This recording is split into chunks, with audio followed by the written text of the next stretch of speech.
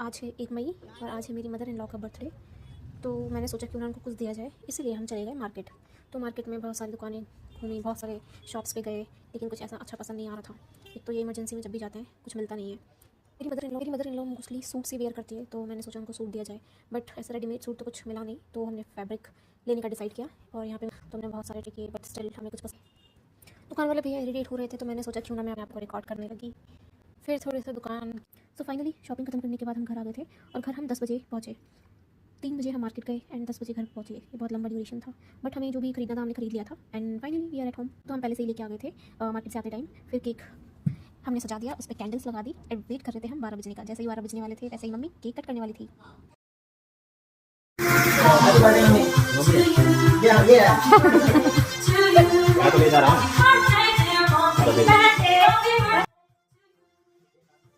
और ये happy birthday वाला सॉन्ग भी हमने प्ले कर दिया था। मम्मी बहुत खुश हो गई थी। ये सॉन्ग प्ले हो गया एंड मम्मी डांस करने लगी। मम्मी को बड़ा अच्छा लग रहा था, एक्साइटेड थी एंड कंटिन्यू वो डांस कर रही थी। तो वो 12 बज गए थे और अब था केक कटिंग का टाइम। सो मम्मी ऐसे डायरेक्टली केक काटने जा रही थी। फिर मैंने बोला कि पहले मोमबत्ती पर फूंक मारनी है। फिर मम्मी ने कैंडल्स को बिछाई, सारी candles, and then cake cut किया। उसके बाद सब ने मम्मी को 1 बाय 1 केक खिलाया। मम्मी ने भी सबको 1 बाय 1 केक खिलाया एंड केक बहुत टेस्टी था। उसके बाद फिर मैं मम्मी के पास बैठ गई। मुझे पापा ने बोला था कि मम्मी के पास जाके बैठ जाओ, फ़ोटो क्लिक करवा लो, वीडियो बना लो। फिर मैं जो सूट लाई थी मम्मी के लिए मैंने वो गिफ्ट किया। फिर मम्मी ने सबको आशीर्वाद दिया, खुश रहो सब, एंड बहुत अच्छा लगा। और ये मेरे हस्बैंड मम्मी से ही पार्टी मांगने लगे, तो सबको बहुत अच्छा लगा, काफ़ी मज़ा भी आया ये सब बर्थडे सेलिब्रेट करने में। एंड हम प्लान बना रहे थे कि कल नेक्स्ट इवनिंग में बाहर डिनर करने का, तो भी डिसाइड नहीं हुआ था कि कहाँ जाएंगे। और पापा ने भी मम्मी को बहुत ही सुंदर साड़ी गिफ्ट की थी, जो बहुत ही ज़्यादा सुंदर लग रही थी। तो अभी डिसाइड हो गया था कि हम बर्थडे पे कहाँ जाने वाले हैं डिनर के लिए। तो सब लोग रेडी होने लग गए थे। मुझे अपने हेयर प्रेस करने थे, तो थोड़े बहुत तो मैंने खुद से कर लिए थे आगे, बट बैक साइड से ठीक से हुए नहीं थे।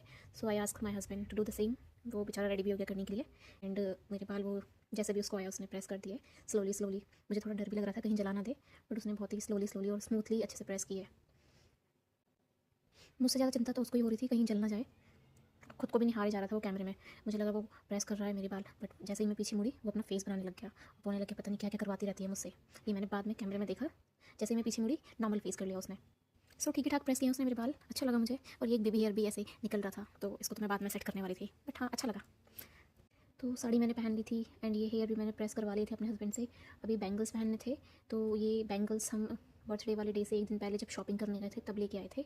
ये चूड़ी के साथ ही साड़ी लेके आई थी। साड़ी मुझे मदर इन लॉ ने गिफ्ट की थी, तो मैं तो उनको गिफ्ट दिलवाने गई थी, बट उन्होंने भी मुझको ये साड़ी दिलवा दी। तो दोनों ही मैच कर रहे थे एंड बहुत ही सुंदर लग रहा था। I was loving the look. मुझे बहुत अच्छे से साड़ी पहननी तो नहीं आती, बट जैसे भी आई मैंने पहन ली। और ये है मेरा फाइनल लुक। तो मैं तो अपने आप को बहुत अच्छी लग रही थी and my husband also commented that you are looking beautiful.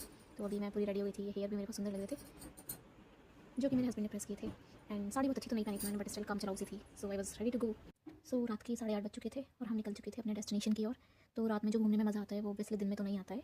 And ये हम पहुंच गए थे पंचगांव। येस, तो हम किया था कि हम पंचगांव जाएंगे।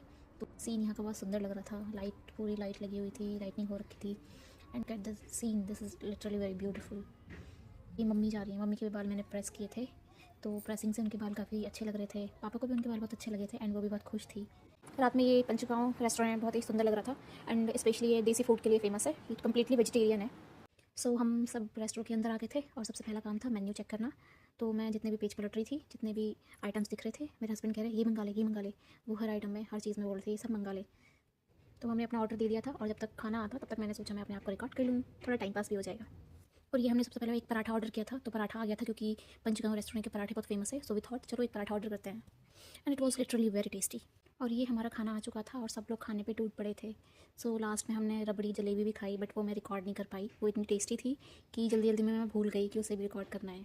And after having the dinner we just left the restaurant and बाहर आ गए। बाहर आने के बाद मैंने थोड़ा बाहर रिकॉर्ड किया। थोड़ी देर वहाँ हम दोनों बैठ गए, काफ़ी अच्छा लग रहा था वहाँ पे बैठ के। एक तो रात हो रही थी एंड आसपास का जो इन्वायरमेंट है इतना ब्यूटीफुल सा था एंड मौसम भी उस दिन बहुत ठंडा हो रहा था, तो काफ़ी अच्छा लग रहा था। बाहर आने के बाद मेरे हस्बैंड ने मेरी कुछ पिक्चर्स भी क्लिक की थी।